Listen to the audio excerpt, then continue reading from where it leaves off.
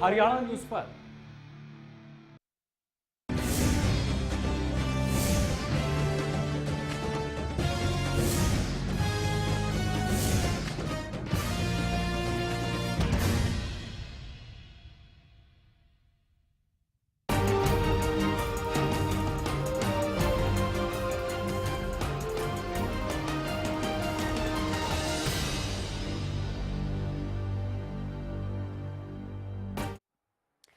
नमस्कार, आप देख रहे हैं सियासत और मैं हूं आपके साथ नेहा शर्मा। और आज हम बात करेंगे योजना एलर्जी विवाद की।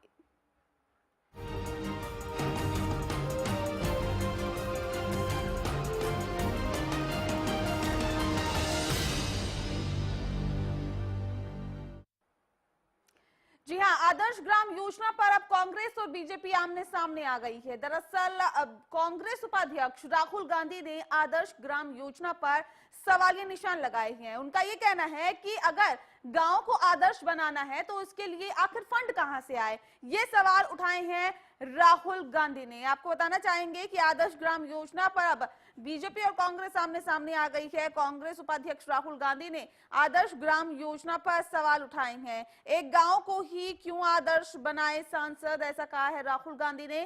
साथ ही आपको बता दें कि आदर्श गांव बनाने के लिए फंड कहां से जो सांसद है वो जुटाए, ये भी सवाल पूछे हैं। ये सवाल दागे हैं राहुल गांधी ने। पीएम मोदी ने आदर्श ग्राम योजना के तहत हर सांसद को एक आदर्श गांव बनाने के निर्देश दिए हैं। योजना का लक्ष्य हर साल 795 गांव आदर्श बनाना है। इस योजना का मकसद गांव को हर गांव में विकास, मूलभूत सुविधाओं को देना है। साथ ही आपको बता दें कि अब इस योजना पर ही सवाल उठाए जा रहे हैं। रोहतक से सांसद दीपेंद्र हुड्डा ने भी पीएम को पत्र लिखा था।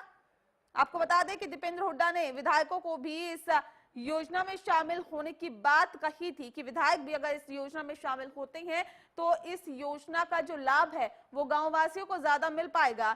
देश में लगभग 6.50 यानी कि 6.5 लाख लोग ऐसे हैं, 6.5 गांव ऐसे हैं, माफ कीजिएगा 6.5 लाख गांव ऐसे हैं जहां पर सभी गांव को आदर्श बनाने में 750 साल लग जाएंगे। अगर विधायक भी गांव गोद लेते हैं तो इस योजना का कुछ हद तक लाभ लोगों को मिलेगा और इस योजना को मजबूती से पेश किया जा सकता है। आपको बताना चाहेंगे कि आदर्श ग्राम योजना पर और बीजेपी और कांग्रेस अब आमने सामने आ गई है। दरअसल कांग्रेस उपाध्यक्ष राहुल गांधी ने इस पर सवाल उठाए हैं। वीर कुमार यादव जी इस वक्त हमारे साथ फोन लाइन पे मौजूद है, बीजेपी के नेता है। वीर कुमार यादव जी, बहुत स्वागत है आपका हरियाणा न्यूज में। वीर कुमार यादव जी, क्या आप हमें सुन पा रहे हैं? जी। वीर कुमार यादव जी, आपसे जानना चाहेंगे कि आदर्श ग्राम योजना पर अब राहुल गांधी ने सवाल उठाए हैं। इससे पहले भी कई लोग सवाल उठा चुके हैं, लेकिन कांग्रेस उपाध्यक्ष राहुल गांधी का कहना है कि आदर्श ग्राम योजना के तहत सांसद फंड लाए तो लाए कहां से, क्या उसके लिए भी कोई व्यवस्था अब सरकार ने की है? चलिए, जब राहुल जी जागे तब सुबह, हम तो ये मान लेते हैं राहुल जी ने कम से कम गांव की चिंता तो की जी। उन्होंने राहुल बाबा कहाँ इस बारे में सोचते थे। और फंड तो जो हैप्पी लैंड फंड होते थे पहले भी ये विकास के काम में लगाते थे। आज प्रधानमंत्री जी ने गांव की तरफ ध्यान दिया है तो उसकी उनकी सराहना करनी चाहिए। प्रधानमंत्री को बधाई देनी चाहिए कि देखिए गांव जो उनका पिछड़ापन दूर हो, गांव को शहरों की सुविधाएं मिले, गांव को पीने का पानी, शिक्षा, स्वास्थ्य, शौचालय मिले, तो ये अच्छी बात है। और फंड जुटाने की व्यवस्था भी की जाएगी। जब एक योजना शुरू होती है तो फंड भी जुटाया जाता है। चलिए, वीर कुमार यादव जी बने रहिए हमारे साथ। खजान सिंह जी हमारे साथ फोन लाइन पे जुड़ गए हैं, कांग्रेस के नेता है। खजान सिंह जी, बहुत स्वागत है आपका हरियाणा न्यूज में। धन्यवाद जी। खजान सिंह जी, वीर कुमार यादव जी हमारे साथ फोन लाइन पे जुड़े हुए हैं और कांग्रेस उपाध्यक्ष राहुल गांधी ने आदर्श ग्राम योजना पर सवाल उठाए हैं और ये कहा है कि सांसद अगर गांव का विकास करेंगे, गांव को आदर्श बनाएंगे तो उसके लिए फंड की क्या व्यवस्था की गई है। आखिर किस तरह से एक गांव को आदर्श बनाया जाएगा, इस पर सवालिया निशान कांग्रेस उपाध्यक्ष राहुल गांधी ने किए हैं। लेकिन वीर कुमार यादव जी का ये कहना है कि कम से कम कांग्रेस ने गाँव के विकास के बारे में सोचा तो सही। क्या कहेंगे इसमें? देखिए, कांग्रेस पार्टी देश आजाद हुआ तब से लेकर अब तक ग्रामीण विकास पर ज्यादा जोर देती रही है और ग्रामीण विकास करते करते ही आज देश का ग्रामीण क्षेत्र काफी तरक्की पर है। लेकिन फिर भी विकास की हमेशा गुंजाइश रहती है। भारतीय जनता पार्टी को जनादेश मिला है और ये कि गांव का एज ए मॉडल के रूप में डेवलप करेंगे, ना तो उसके लिए बताया कोई फंड क्या होगा, कहाँ से फाइनेंस आएगा। वैसे बातों से ही आदर्श नाम रख दिया आदर्श विलेज, आदर्श गांव या मॉडल विलेज, तो उससे आदर्श या मॉडल विलेज थोड़ी बन जाएगा। हाँ। उसकी जो है सारी फाइनेंशियल पोजीशन बनाकर इनको पूरा उसकी बतानी चाहिए, भाई ये हम इसकी एक गांव पे 10 करोड़ खर्च करेंगे, 5 करेंगे, 20 हाँ। करेंगे, 2 करोड़ खर्च करेंगे। चलिए खजान सिंह जी बने रहिए हमारे साथ। इस बीच हमारे साथ बात राजीव जेटली जी फोन लाइन पे जुड़ गए हैं, इनेलो के नेता हैं। राजीव जी बहुत स्वागत है आपका हरियाणा न्यूज में। सर सवाल मेरा ये है, आदर्श ग्राम योजना को लेकर कांग्रेस उपाध्यक्ष राहुल गांधी ने सवाल उठाए हैं और ये कहा है कि अगर सांसद गांव का विकास करेगा तो उसके लिए फंड की जरूरत होती है। आखिर फंड कहां से आए, क्या उसके लिए किसी तरह की व्यवस्था की है? वीर कुमार यादव जी भी हमारे साथ फोन लाइन पे जुड़े हुए हैं और कह रहे हैं कि उसकी व्यवस्था भी की जाएगी। आपका इस पूरे मसले पर क्या कुछ कहना है? देखिए, दोनों बातें हैं। अगर हम कांग्रेस की बात को सुने तो 7 साल के शासन के बाद अगर आप आज देखेंगे तो आज गांव में पीने का पानी नहीं है, बिजली नहीं है, गांव की व्यवस्था बिल्कुल बदहाल हो चुकी है। कांग्रेस ने तो कभी गांवों की तरफ मुड़कर भी नहीं देखा। कांग्रेस ने एक फंड एलोकेशन जरूर करती रही है, क्योंकि कांग्रेस को अपने जमीनी स्तर के नेताओं को भी पालने की जरूरत पड़ती थी और वो फंड जो एलोकेट किए जाते थे वो आम जन तक नहीं पहुंचते थे, वो उनके कार्यकर्ता ही आपस में मिलीभगत करके खा पी लेते थे। लेकिन मैं दूसरी बात ये कहना चाहता हूँ कि हाँ, अच्छे अच्छे नारों से भी देश और प्रदेश नहीं चलता। जो नारे दिए गए हैं वो नारे अगर उस नारों के ऊपर इम्प्लीमेंटेशन होगा तभी कोई फर्क पड़ेगा। आप ये देखिए, गांवों की बात हो रही है, गांवों में प्रतिभा है, बेहिसाब प्रतिभा है और हम दूसरी तरफ से सेंटर पे एक नारा देते हैं मेक इन इंडिया का। अगर गांवों की प्रतिभाओं को निखारा नहीं गया, उनकी जरूरतों को पूरा नहीं किया गया तो यहाँ नीचे से लेकर ऊपर तक के सभी नारे फेल हो जाएंगे। तो इसलिए बहुत सख्त जरूरत है कि अगर ऊपर से 1 रुपया दिया जा रहा है, जब भी दिया जाएगा और वो नीचे तक 1 रुपया, बिल्कुल वो 1 रुपया नीचे तक पहुंचना चाहिए, ये एक बड़ा सवाल राजीव जी ने उठाया है यहाँ पर। लेकिन वीर कुमार यादव जी, आपने कहा कि योजना बनी है, फंड भी जुटाने की व्यवस्था की जाएगी। पहले योजना बन जाती है लेकिन ये नहीं पता चलता है कि आखिर फंड कहां से आएगा। लेकिन पहले योजना जब बनती है तो उसके लिए तमाम व्यवस्थाएं की जाती है। क्या ये माना जाए कि बीजेपी व्यवस्थाओं को किए बिना ही एक योजना उन्होंने बना दी है, लेकिन ये नहीं अभी तक तय कर पा रही है कि आखिर फंड कहां से आए गांव को आदर्श बनाने के लिए?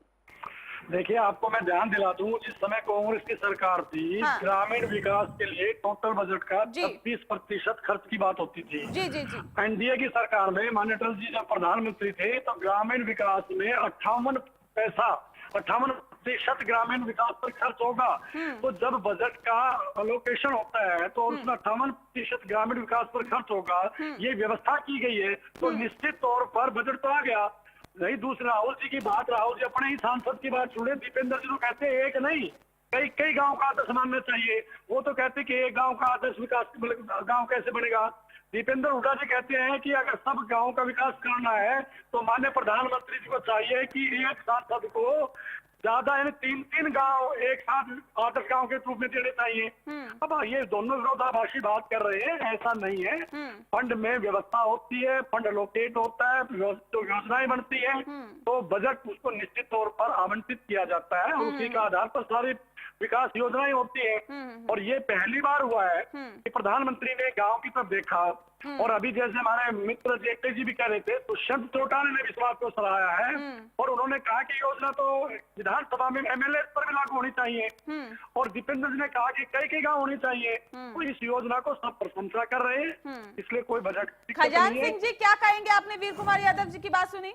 देखिए, हमारे जो राष्ट्रीय उपाध्यक्ष राहुल गांधी जी ने जो बात कही, बड़ी सटीक कही है, बड़ी व्यवहारिक कही है, बड़ी प्रैक्टिकल बात कही है और उस पर इनको अमल करना चाहिए। और मैं समझता हूँ कि भारतीय जनता पार्टी के जो अभी ग्रामीण विकास मंत्री बने हैं चौधरी वीरेंद्र सिंह जी, वो जमीन से जुड़े हुए नेता है। हम लोगों को उम्मीद है वो शायद हो सकता है कि भाई जो ग्रामीण पृष्ठभूमि के जो क्षेत्र है उनका विकास करेंगे, गाँव का विकास करेंगे और सभी गाँव को तकरीबन जो इंडिया के जितने भी गाँव है उनका सभी का चौमुखी विकास करवाने की नीति साथ बनाएंगे, ऐसी मैं उम्मीद कर सकता हूं, क्योंकि जो वीरेंद्र सिंह एक तजर्बेकार आदमी है और एक्सपीरियंस लीडर है और अच्छा काम किया। भारतीय जनता पार्टी ने उनको ग्रामीण विकास मंत्रालय दिया और भारतीय जनता पार्टी को काम करना चाहिए। ये 6 महीने से सब बातों में ही खजान सिंह जी, अभी राजीव जेटली जी हमारे साथ मौजूद है। उन्होंने कहा कि जिस तरह से कांग्रेस ने भी सत्ता पर शासन किया, जो फंड थे वो भी कई बार जारी किए कि चलो फंड दिए जाएंगे, लेकिन 1 रुपया जो दिया जाता है वो एज इट इज नीचे तक नहीं पहुंचता है, यानी कि गरीबों को उसका लाभ नहीं मिल पाता है।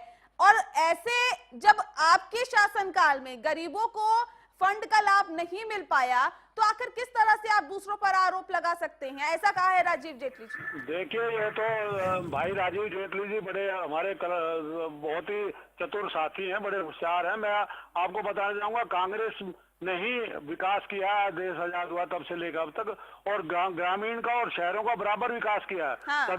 सभी लोगों को अच्छी सुविधाएं देने की कोशिश की है, लेकिन जिसको जनादेश मिला है, अब भारतीय जनता पार्टी को जनादेश मिला है, तो हम लोगों को उम्मीद है कि अच्छा करेंगे, लेकिन अभी तक 6 महीने इन्होंने कुछ करके नहीं दिखाया है।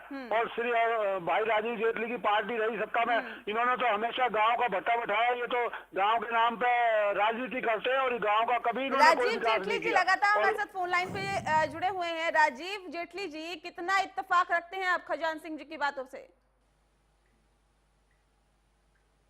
राजीव जी, क्या आप हमें सुन पा रहे हैं? लगता है संपर्क हमारा नहीं हो पा रहा है। वीर कुमार यादव जी, आप हमारे साथ लगातार जुड़े हुए हैं। वीर कुमार यादव जी, आप कितना इत्तेफाक रखते हैं खजान सिंह जी की बातों से? इन्होंने कहा कि हमारे जब हम सत्ता में थे तो हमने खूब प्रदेश का विकास किया। क्या जो हालात और जो स्थितियां बनी हुई है, जिस तरह से आप लोगों की तरफ से बार बार ही कहा जा रहा है कि वित्तीय संकट से प्रदेश जूझ रहा है, क्या आपको लगता है कि विकास हुआ है प्रदेश का? वीर कुमार यादव जी, क्या आप हमें सुन पा रहे हैं? हाँ जी, बताइए जी।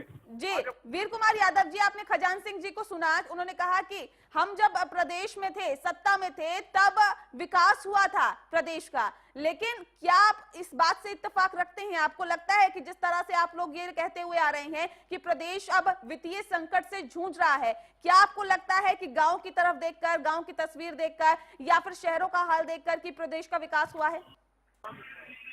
चलो, खजान सिंह जी का धन्यवाद करते हैं कि उन्होंने कम से कम भारतीय जनता पार्टी के मंत्री, ग्रामीण विकास मंत्री की प्रशंसा की है, क्योंकि आज वो कांग्रेस में नहीं भाजपा में है। लेकिन अच्छी बात है और ये ठीक बात है कि उन्होंने मनरेगा से लेकर बाकी जितनी ग्रामीण विकास योजनाएं सबको सुदृढ़ करने के लिए, सबको लागू करने की बात कही है, तो ये अच्छी बात है।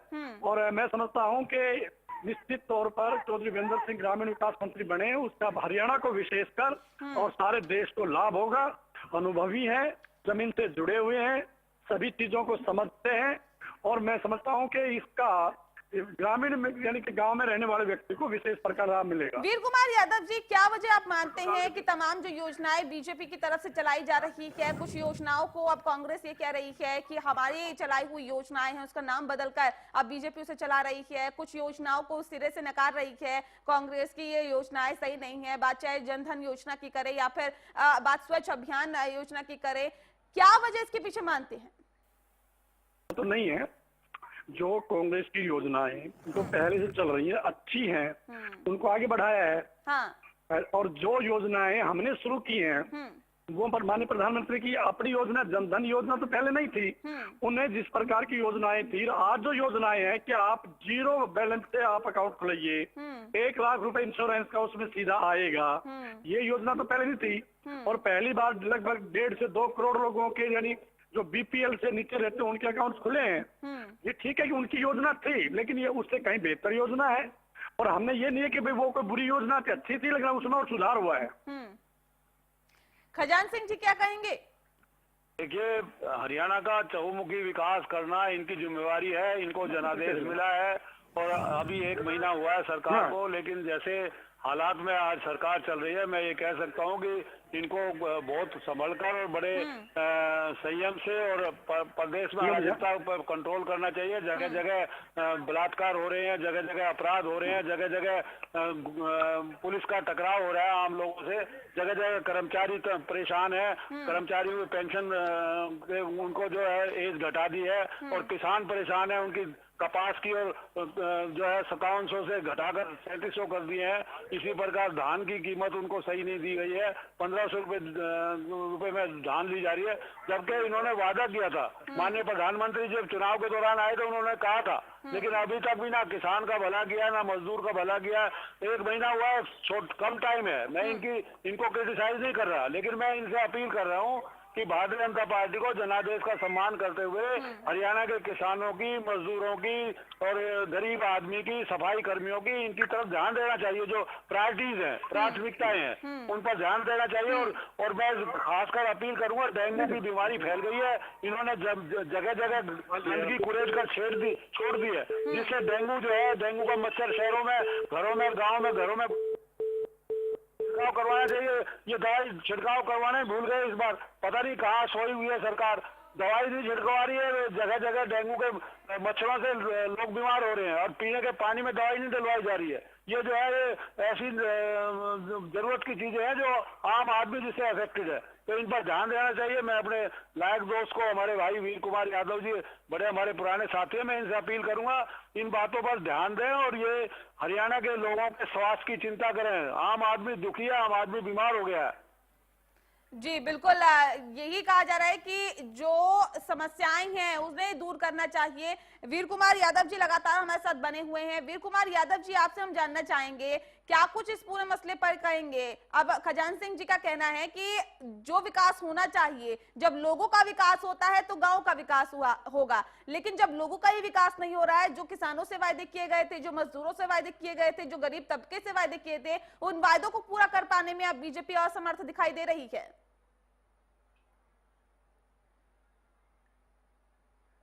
लगता है संपर्क हमारा टूट गया है वीर कुमार यादव जी से, लेकिन खजान सिंह जी लगातार हमारे साथ बने हुए हैं और इस मुद्दे को दरअसल हम टटोलने की कोशिश करेंगे कि आखिर ये योजना विवाद है क्या, आखिर ये योजना एलर्जी है क्या। या रुकेंगे एक छोटे से ब्रेक के लिए, लेकिन जल्द लौटेंगे, आप बने रहिए हमारे साथ।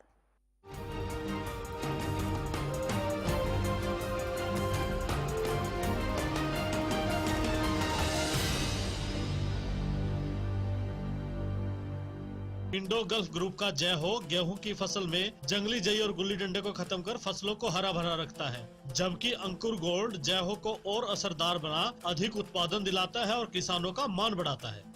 जय हो और अंकुर गोल्ड का साथ जंगली जई और गुल्ली डंडे को दे मात। जय हो और अंकुर गोल्ड, इंडो गल्फ ग्रुप के उत्पाद।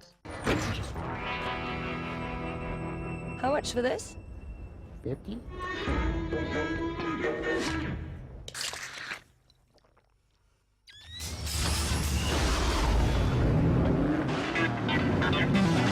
Taste the power of Urza.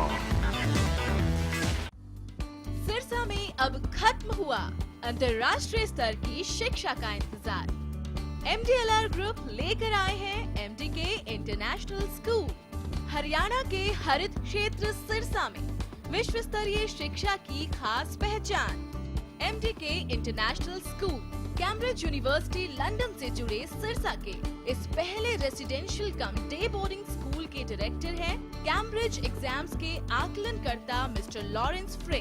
विश्व स्तरीय शिक्षा के साथ MDK स्कूल में है एयर कंडीशन कैंपस और दूसरी आधुनिक जरूरी सुविधाएं, पुस्तकों से परिपूर्ण लाइब्रेरी और एक स्पेशियस कैफेटेरिया जिसमें बच्चों के लिए मिलेगा हेल्दी खाना। MDK इंटरनेशनल स्कूल की विश्व स्तरीय खेल एवं अन्य सुविधाएं आपके बच्चों का स्वास्थ्य एवं चहुमुखी विकास सुनिश्चित करती हैं। तारकेश्वरम धाम के नजदीक रानिया रोड सिरसा में। अधिक जानकारी के लिए संपर्क करें 9254136642 434445 या लॉग ऑन करें www.mdkinternationalschool.com। MDK International School, nurturing your future today. Largest campus, more than 1800 students, well-equipped workshops and labs, advanced courses. More than 30 PhD holder and experienced faculties. For more information, log on our website. Contact us for admission. Army University, bringing ambition in life.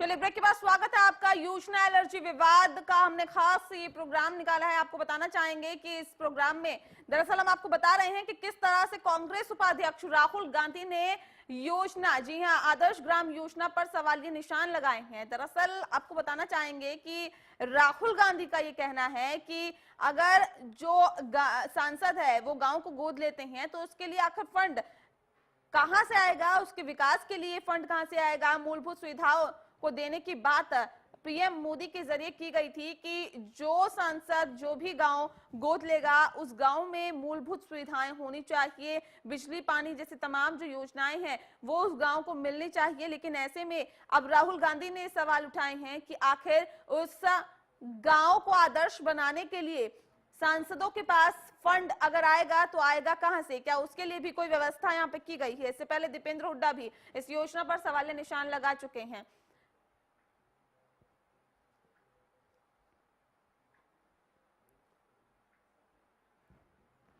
चलिए, वीर कुमार यादव जी हमारे साथ लगातार जुड़े हुए हैं phone line पर। वीर कुमार यादव जी, आपसे जानना चाहेंगे, खजान सिंह जी का भी कहना था ब्रेक पे जाने से पहले कि मजदूरों, किसानों, गरीबों से जो वायदे करके बीजेपी सत्ता में आई है उन वायदों को तो पूरा किया नहीं जा रहा। आदर्श ग्राम योजना के तहत गांव को आदर्श बनाने की बात की जा रही है। ऐसे में गांव तो आदर्श तभी बनेगा जब मजदूरों, गरीबों और किसानों का भला हो पाएगा। वीर कुमार यादव जी, सुन पा रहे हैं हमें? वीर कुमार यादव जी, क्या आपको हमारी आवाज मिल पा रही है? लगता है संपर्क हमारा नहीं हो पा रहा है वीर कुमार यादव जी से। बहरहाल आपको बताना चाहेंगे कि कांग्रेस उपाध्यक्ष राहुल गांधी ने आदर्श ग्राम योजना पर सवालिया निशान लगाए हैं। खजान सिंह जी लगातार हमारे साथ फोन लाइन पे जुड़े हुए हैं। खजान सिंह जी, क्या वजह माने जाए, क्योंकि इससे पहले भी आप लोग कई जो योजनाएं बीजेपी की तरफ से चलाई गई है उस पर सवालिया निशान लगा चुके हैं। बात चाहे जनधन योजना की करें या फिर बात करें काले धन की, या फिर यूं कहें कि जो स्वच्छता अभियान चलाया गया था उस पर भी कांग्रेस ने कहीं ना कहीं कहा था कि फोटो खिंचवाने के लिए जो बीजेपी के नेता है वो सफाई कर रहे हैं। ऐसे में आखिर हर योजना को नकारना, किस तरह से देखते हैं इसे? देखिए, बिल्कुल नहीं नकार रहे हम। सच्चाई हम हरियाणा के लोगों को, देश के लोगों को बता रहे हैं। 6 महीने से ज्यादा समय हो गया केंद्र में भारतीय जनता पार्टी की सरकार बने और 1 महीना हो गया हरियाणा में भाजपा की सरकार बने, लेकिन अभी तक इन्होंने प्रैक्टिकल एक पैसे का काम भी नहीं किया है। और जो 25 इन्होंने फैसले थे, श्री राहुल गांधी जी ने सही इनकी जो व्यवस्था है उस पर सही क्वेश्चन मार्क किया है। क्योंकि जब इन्होंने कोई फाइनेंस का उसमें प्रबंध नहीं किया, कहीं बगैर पैसे के कोई किसी गांव का आदर्श गांव थोड़ी बातों से विकास हो जाएगा, उसका नाम रख दिया आदर्श गांव। तो जब तक ये फाइनेंस का कोई बजट उसका नहीं बनाएंगे तो उसका विकास नहीं हो सकता। और जहां तक बात है पूरे देश की और पूरे हरियाणा प्रदेश की, आज मैं ये कहूंगा सफाई के नाम पे, मैं कहता हूँ आपको, सफाई के नाम पे इन्होंने गंदगी कुरेद का छोड़ दी है। और मलेरिया का मच्छर और डेंगू का मच्छर घरों में घुसा हुआ है। इन्होंने दवाई नहीं छिड़काव करवाया इस बार। ये 1 महीने से सत्ता में जो मलेरिया के मच्छरों को मारने के लिए, डेंगू के मच्छरों को मारने के लिए हमेशा दवाई का छिड़काव होता था और पीने के पानी में दवाई डाली जाती थी, लेकिन वो भी बंद कर दिया इन्होंने। तो आम आदमी का सेहत ही प्रभावित हो रही है। मैं अपने लायक दोस्त से, वीर कुमार जी से, जो सीनियर लीडर हैं, इनसे भी अपील करूंगा कि वो इन जो आम आदमी की रोजाना की जरूरत है उस पर ध्यान दें। चलिए, खजान सिंह जी बने रहिए हमारे साथ। निशान सिंह जी हमारे साथ फोन लाइन पे जुड़ गए हैं, इनेलो के नेता हैं। निशान सिंह जी, बहुत स्वागत है आपका हरियाणा न्यूज में। जी धन्यवाद। जी निशांत सिंह जी, आपसे जानना चाहेंगे, जिस तरह से आदर्श ग्राम योजना बीजेपी की तरफ से चलाई गई है, गांव को आदर्श बनाने की बात बीजेपी की तरफ से की जा रही है, ऐसे में कांग्रेस उपाध्यक्ष राहुल गांधी ने ये सवाल उठाए हैं कि आखिर गांव को आदर्श बनाने के लिए फंड आए तो आए कहां से, क्या इसकी भी व्यवस्था अब बीजेपी ने की है? इससे पहले दीपेंद्र हुड्डा भी एक बार पत्र लिखकर पीएम मोदी को ये कह चुके हैं कि सांसदों के साथ साथ विधायकों को भी गांव को आदर्श बनाना चाहिए। आखिर दो अलग अलग राय क्यों बता रहे हैं? लेकिन आपसे मेरा ये सवाल है कि किस तरह से इसे देखते हैं? क्या आपको लगता है कि योजना तो बना दी गई है, लेकिन उस योजना को पूरा कैसे किया जाएगा, उस योजना को कारगर कैसे बनाया जाएगा, इसकी व्यवस्था नहीं की गई? देखिए, मैं तो ये कहूंगा, चाहे निर्मल गांव की बात रही हो कांग्रेस के टाइम में, चाहे आदर्श गांव की बात भाजपा ने की है, सिर्फ सांसद नहीं, सिर्फ विधायक नहीं, हर व्यक्ति को इस मूवमेंट में शामिल होना चाहिए। और गवर्नमेंट को भी इसको सिर्फ पेपरों तक नहीं, मैंने देखा है कि निर्मल गांव के बारे में कोई भी 10,000 रुपए दे के सर्टिफिकेट लिया करके एक गांव के बाहर एक तख्ती लटका देता है निर्मल गांव। तो निर्मल गांव का मतलब ये आदर्श गांव की जो बात है, जो वास्तविक रूप में उसको जो ना करना चाहिए, मैं तो ये कहूंगा। और हर व्यक्ति को इस मूवमेंट में जुड़ना चाहिए, सरकार को गंभीर होना चाहिए।